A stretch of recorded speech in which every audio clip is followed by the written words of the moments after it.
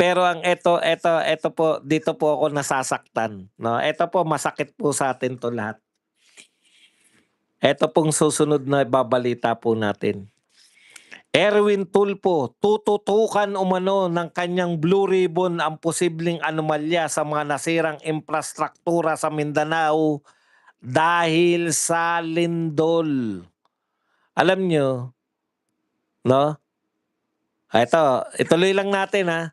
Posibleng imbestigahan ng Blue Ribbon Committee sa ilalim ni Senator Erwin Tulfo kung may naging irregularidad sa ilang infrastruktura matapos ang magnitude 7.8 na lindol sa Mindanao.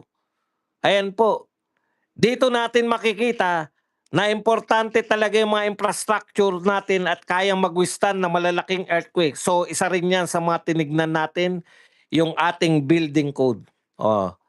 Kailangan po nating lagpasan na yung mga klase ng trabaho na binalasubas. We have to move forward by making sure na yung pondo galing din sa tao ay nagagasto sa tama. Sometimes, we must bend the law. Alam niyo po, parang ang sarap pong pakinggan, no? Mayroon pong mga bumagsak na infrastructure dahil lumindol. 'Di ba? Iimbestigahan. Iimbestigahan natin 'yan. Pero alam niyo po, sa isang banda po, nakakalungkot. Kasi ito po yung tinatawag natin force majeure. Hindi nyo kayang kontrolin ang lindol.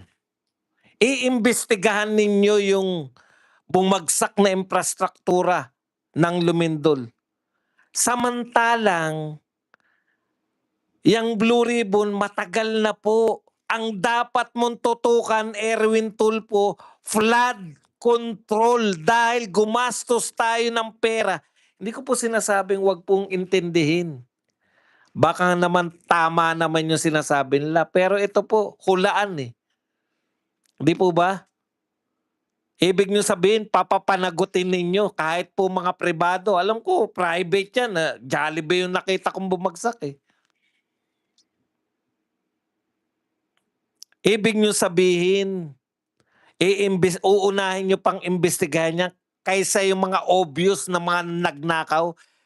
Hindi yata alam ni Tulfo yung kanya talagang trabaho. Ang trabaho mo, Tulfo, kaya create yung Blue Ribbon Committee. Yan po ang problema pag hindi po, sabi nga ng kanyang kapatid, kinukrucify ka na, hindi mo alam eh.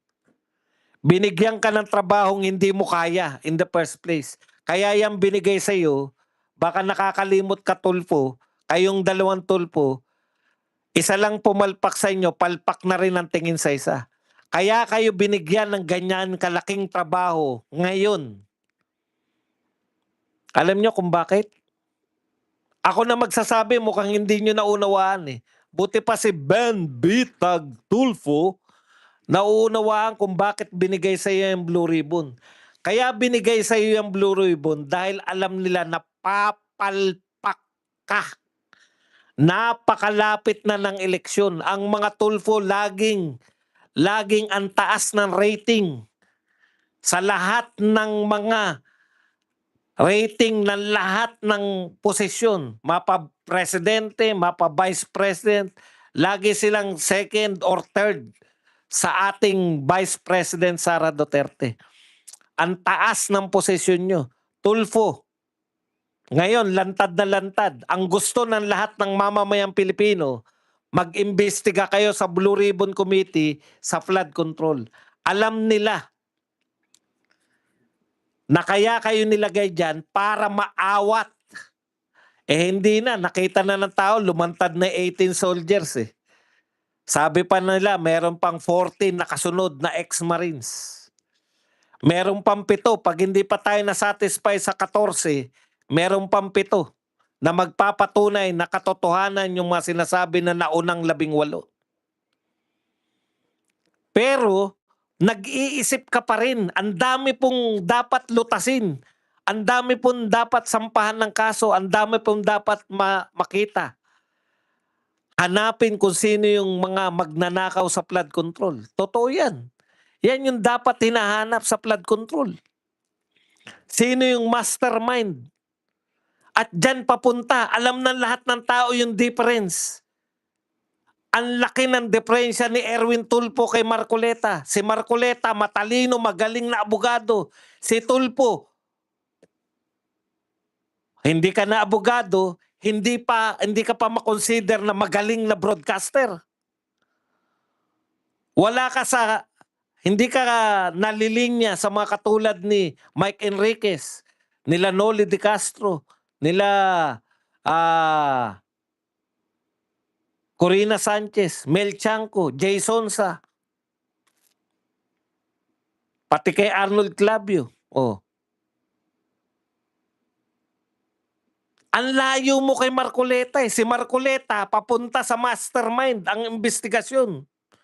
Ikaw, palihis na naman sa flood control. Gusto mo na namang imbestigahan yung lindol. Ano yung imbestigahan mo sa lindol? Saan nagmula? Volcanic ba o tectonic? Ipaubaya mo na yan sa mga scientists. Pag sinabi ng mga scientists na kaya nagiba yung mga buildings, tsaka nyo, at hindi ikaw dapat dyan. Kasi malamang, hindi naman yan yung concern mo. Ang concern ng ang concern ng BRC, mga magnanakaw sa gobyerno.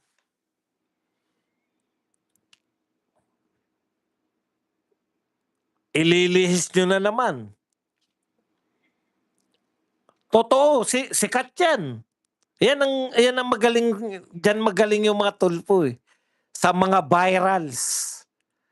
Ito, magba-viral to. Diyan po ang husay nila eh. Sa posibleng mag-viral. Talagang magba-viral yan. Mag-iimbestiga ka ng lindol. Ipatawag mo yung lindol. Sino papatawag mo? Yung mga langgam na nag-cause ng mga paggalaw ng lupa? Samantalang ito, mulagat na mulagat sa atin, lahat ng tao, mapagobyerno, mapakalaban ng gobyerno, sinasabi nila malawakan ng pagnanakaw sa flood control. Bakit hindi yan ang imbestigahan mo? Kaya ka create yung Blue Ribbon Committee para mag-imbestiga ng mga magnanakaw sa gobyerno.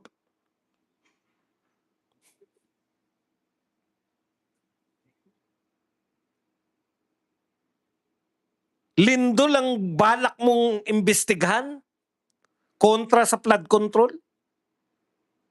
Given, nagiba yung mga building, nagiba yung mga tulay, nagiba yung mga kalsada. Yan, may kalsada, may tulay. Flood control. Puta, ghost. Ayaw mong imbestigahan yung ghost? Huwag na natin imbestigahan yung mga ghost project. Wala naman tayong makikita dyan. Ang ganda ng katwiran, di ba? Kaya hindi na nila, eto siguro katwiran nila eh. Huwag na nating imbestigahan yung mga ghost project kasi wala tayong makikita dyan. Lalo nyo lang pinapakita na kaya ka nilagay sa BRC ay para hindi matuloy ang investigasyon sa flood control.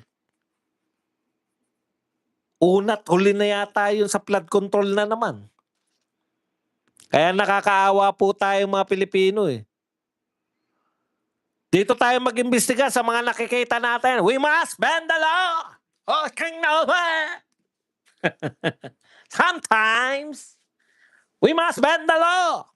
Yan po ang gusto nito ni Bendalo eh.